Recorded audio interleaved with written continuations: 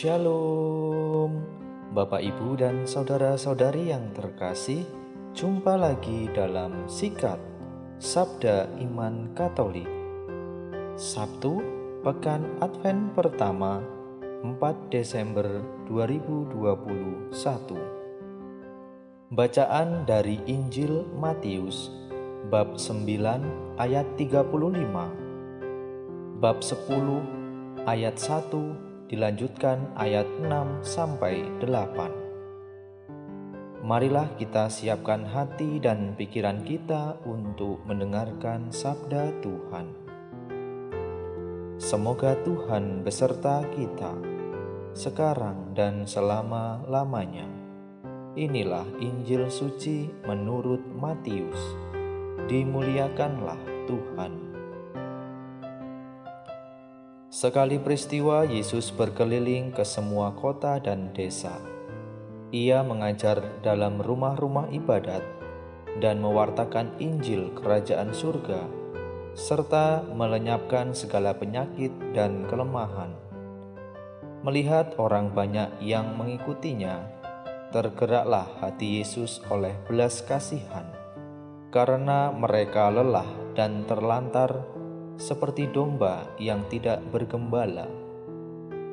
Maka Yesus berkata kepada murid-muridnya, "Tuaian memang banyak, tetapi pekerjanya sedikit. Maka mintalah kepada Tuan yang empunya tuaian, supaya ia mengirimkan pekerja-pekerja untuk tuaian itu." Lalu Yesus memanggil ke-12 muridnya dan memberi mereka kuasa untuk mengusir roh-roh jahat dan untuk melenyapkan segala penyakit serta segala kelemahan. Yesus mengutus mereka dan berpesan, "Pergilah kepada domba-domba yang hilang dari umat Israel. Pergilah dan wartakanlah, Kerajaan surga sudah dekat. Sembuhkanlah orang sakit, bangkitkanlah orang mati, tahirkanlah orang kusta, usirlah setan-setan. Kalian telah memperoleh dengan cuma-cuma, maka berikanlah pula dengan cuma-cuma." Demikianlah sabda Tuhan. Terpujilah Kristus. Bapak, Ibu, dan saudara-saudari yang terkasih, renungan hari ini akan dibawakan oleh Ibu Bernadetta Devia Tindi Noveira dari Malang. Selamat mendengarkan.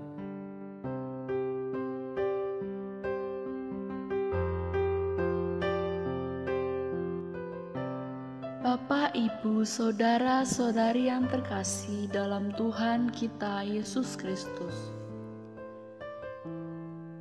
Dalam bacaan Injil hari ini menceritakan tentang Yesus memanggil 12 muridnya dan memberi kuasa kepada mereka untuk mengusir roh-roh jahat dan untuk melenyapkan segala penyakit dan segala kelemahan. Dunia saat ini sangat menarik perhatian, sebab banyak kemudahan yang bisa kita peroleh dari kecanggihan teknologi dan banyak kesenangan yang bisa dinikmati dan sulit untuk ditolak godaannya. Demi mengejar kenikmatan dunia, maka begitu banyak orang terperoksok ke dalam perbuatan dosa dan tidak sedikit yang jatuh tergeletak tak berdaya karena tidak mampu bersaing mendapatkan harta dan kesenangan duniawi. Akibat tekanan hidup, semakin banyak orang mengalami depresi dan stres, bahkan banyak yang terluka batinnya. Kita sering menjumpai sebagian orang yang menyandarkan hidupnya pada benda-benda gaib, aji-aji, mantra, jimat, dan hal sebagainya hanya untuk mendapat kekayaan duniawi ataupun kesenangan batin.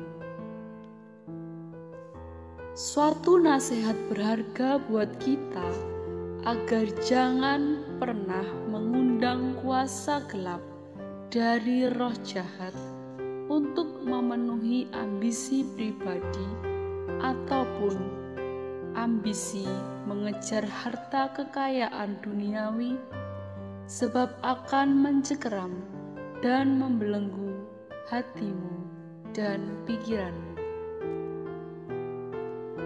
Banyak sekali penderitaan hidup yang disebabkan tidak tahu atau tidak mau menjalani hidup sesuai dengan ajaran Kristus.